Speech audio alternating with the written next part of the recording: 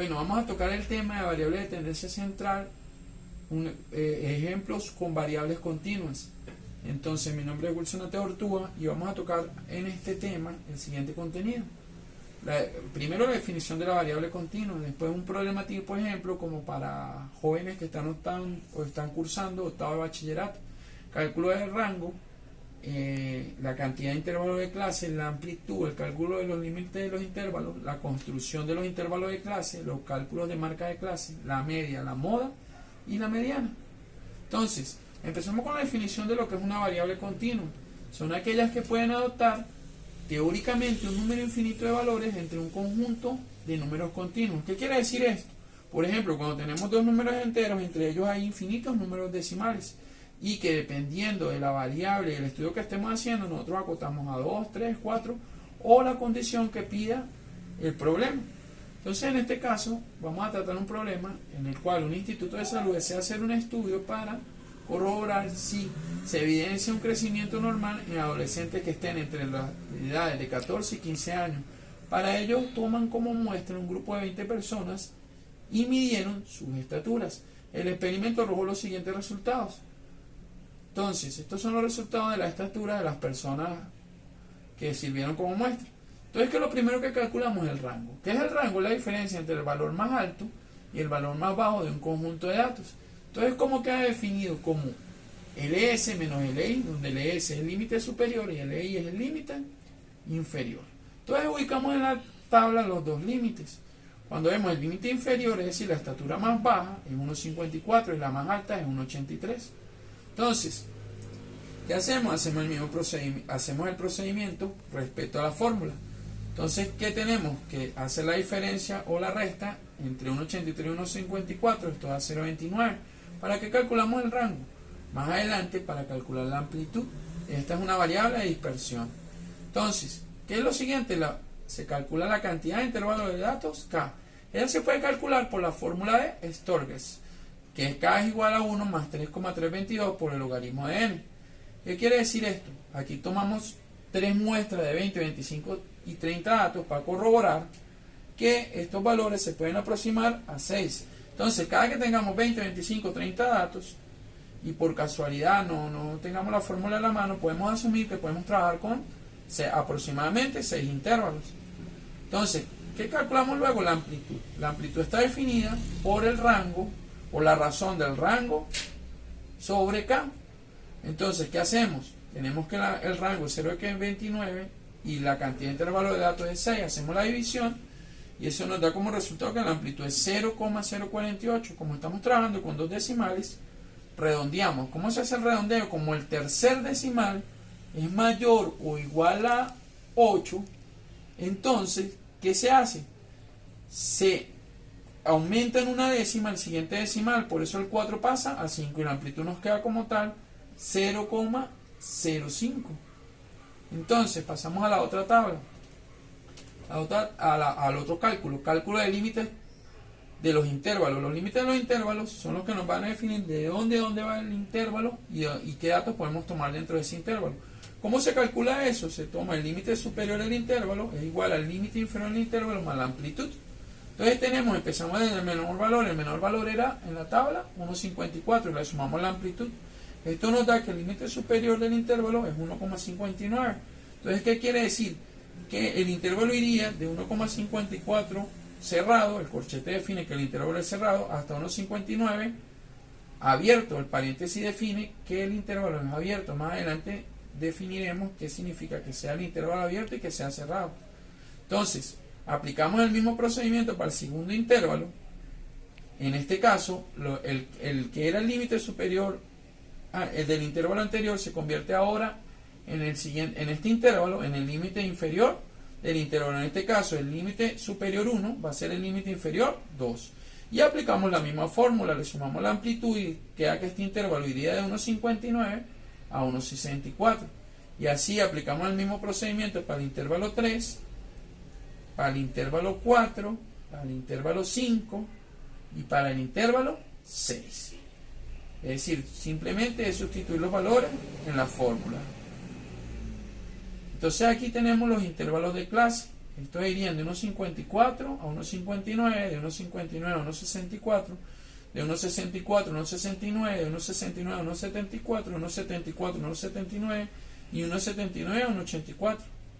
Entonces, luego calculamos la marca de clase que puede ser determinada por dos formas. La suma de los límites inferior y superior del intervalo que queremos determinar dividido entre 2, o la suma del límite inferior del intervalo más la amplitud dividida entre 2. Entonces, para efecto de este ejercicio se hizo de las dos maneras para comprobar que el resultado era el mismo. Entonces, si tomamos el primer intervalo, que iba de 1.54 a 1.59, hacemos la suma, da 3,23 y lo dividimos entre 2, nos da 1,565. Ahora, cuando utilizamos la forma 2, 1.54 más 0,05 dividido entre 2, llegamos al mismo resultado, 1,565. Como estamos trabajando con dos decimales, redondeamos ese valor y nos daría 1,57. Entonces, aplicamos lo mismo para la marca de clase 2, también se aplica el redondeo, se comprueba. En el efecto, el estudiante trabaja con la forma que él entienda más, o que desee más trabajar con la que se sienta más cómodo. Entonces, para el intervalo 3 se aplica el mismo procedimiento. Ahora lo que cambia son los límites inferior y superior del intervalo. La amplitud sigue siendo la misma. Para el intervalo 4 lo mismo, para el intervalo 5 lo mismo y para el intervalo 6 lo mismo. Entonces, ¿qué nos queda como marca de clase? Que los resultados fueron 1,57, 1,62, 1,67, 1,72, 1,77 y 1,82.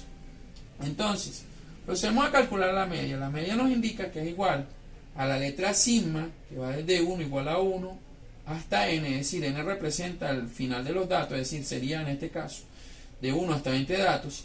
La letra sigma griega en matemática representa que se hace la sumatoria de lo que esté ella señalando, en este caso sería xy. Aquí nos indica que va desde 1 hasta el dato 20 de todos los datos. Esto es cuando son variables discretas.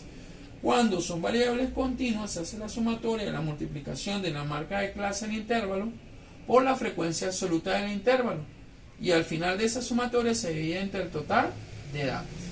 Entonces, tomamos un primer intervalo. Aquí explicamos lo que significa que el intervalo sea abierto. Necesitamos determinar las frecuencias.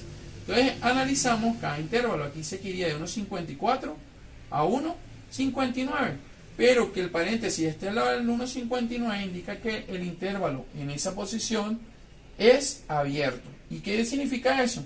Que el número que está del lado del paréntesis disminuye en una unidad. En este caso en una centésima, porque nuestro menor valor sería 0,01 centésima, disminuiría a 1, entonces iría de 1,54 a 1,58. Si nosotros buscamos en la tabla, tenemos que buscar los valores que van de 1,54 a 1,59 abierto, lo que sería por extensión realmente serían los números de 1,54 hasta 1,58. Es decir, 1,54, 1,55, 1,56, 1,57 y 1,58. Cuando revisamos la tabla, vemos que en la tabla hay dos valores que cumplen con esta condición. Entonces la frecuencia 1 sería igual a 2. Aplicamos el mismo procedimiento para el siguiente intervalo y nos damos cuenta que la frecuencia 2 es igual a 3. Es decir, los números comprendidos entre 1,59 y 1,64. Pero en realidad sería 1,63. Aquí aplicamos el mismo procedimiento, 1,64 a 1,69 abierto, lo cual implica que buscaremos en la tabla de 1,64 hasta 1,68. Contamos con 5 datos. Miren que aquí tenemos un 1,69, pero ese 1,69 no entra en este intervalo, entraría en el siguiente. Entonces F4 sería igual a 4, F5 sería igual a 4, F6 sería igual a 2, y aquí armamos nuestra tabla para calcular la media. Simplemente lo que dijimos anteriormente, hacemos todas las multiplicaciones de la marca de clase por la frecuencia y ese total lo sumamos. Para calcular la media dividimos el total anterior, lo dividimos entre el número de datos y esto es lo que nos da la media, 1,70.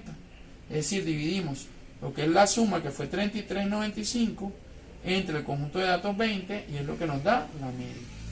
Ahora, Para calcular la moda podemos hacerlo de dos maneras. Una forma menos exacta y más rápida, que es que tomamos el valor de la marca de clase de la frecuencia del intervalo donde hay mayor frecuencia. En este caso sería F3, que es 5, y la marca de clase sería 1,67.